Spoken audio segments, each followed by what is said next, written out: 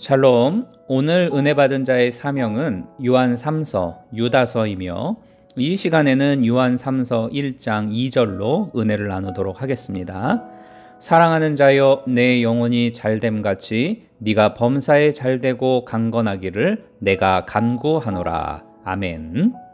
이 구절은 언뜻 보면 평범한 인사말 같지만 이 짧은 문장 속에는 하나님께서 우리에게 주시고자 하시는 복의 비밀이 숨겨져 있습니다.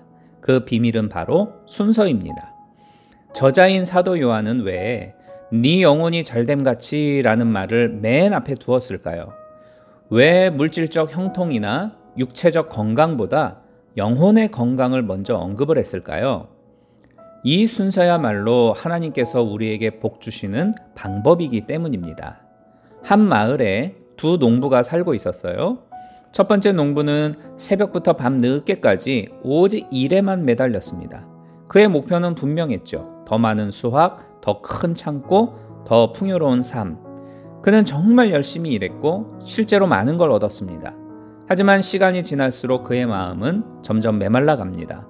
성공은 했지만 영혼의 기쁨이 없고 많은 것을 소유했지만 진정한 만족이 없었습니다. 반면 두 번째 농부는 달랐어요. 그도 열심히 일했고 매일 아침 가장 먼저 하는 일은 하나님께 기도하는 것이었습니다. 일을 시작하기 전에 하나님의 말씀을 묵상했고 하루 종일 하나님과 동행하는 마음으로 살았습니다. 놀랍게도 그의 농사는 첫 번째 농부 못지않게 잘 되었죠. 하지만 더 중요한 것은 그의 마음의 평안과 기쁨이 넘쳤다는 것입니다. 이 이야기가 바로 오늘 본문이 우리에게 말하고자 하는 진리고 핵심입니다. 하나님께서는 우리가 복받기를 원하십니다. 하지만 그 복에는 반드시 지켜야 할 순서가 있습니다. 그 첫 번째가 바로 영혼이 잘 되는 것입니다. 영혼이 잘 된다는 의미는 우리와 하나님과의 관계가 올바르게 정립되어 있다는 뜻입니다. 즉, 매일의 기도를 통해 하나님과 깊은 교제를 나누고 말씀을 통해 그분의 마음을 알아가고 성령님의 인도하심에 순종하는 삶을 사는 것이지요. 그러면 영혼이 건강해지게 되는데 이렇게 될 때 하나님께서는 두 번째 복을 허락하십니다. 범사에 형통하게 하시는 것이죠. 여기서 형통이라고 하는 것은 단순히 돈을 많이 버는 것이 아닙니다. 하나님의 뜻 안에서 우리가 하는 모든 일들이 올바른 결실을 맺게 되는 것을 형통이라고 말합니다. 다윗은 시편 1편에서 이렇게 찬양을 하죠.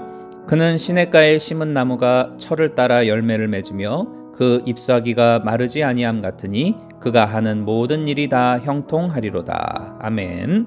물가에 뿌리 내린 나무가 자연스럽게 때를 따라 열매를 맺듯이 하나님 말씀에 뿌리 내린 우리의 삶도 저절로 형통의 열매를 맺게 되는 것입니다. 그리고 마지막으로 하나님께서는 우리의 몸도 강건하게 해주십니다.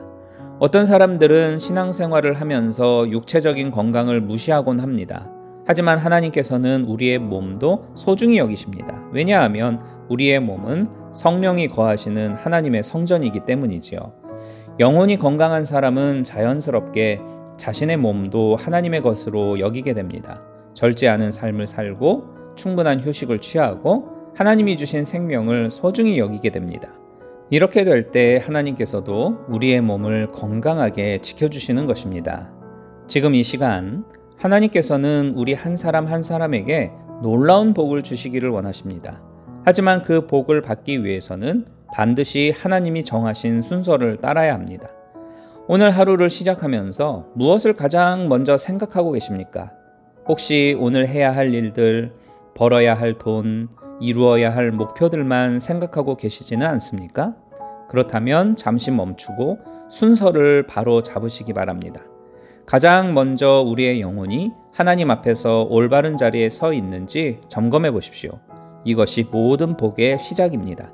오늘 이 시간을 시작으로 영혼이 잘 되는 것을 가장 우선에 두고 살아가시기를 바랍니다.